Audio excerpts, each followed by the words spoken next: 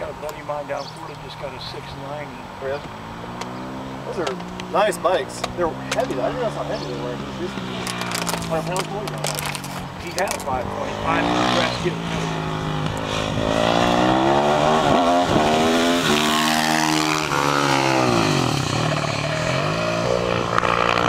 He wanted something more he could commute on.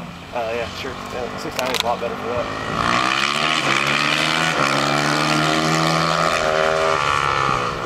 That feels awesome. That would really take mine out on the interstate and anything.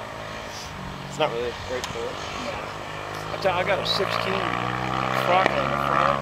Yeah. It ain't really real nice, man. 50 mile an hour, I'm not even tapping $4 grand. Oh yeah. That's... I don't even have a tack on mine, so I don't know what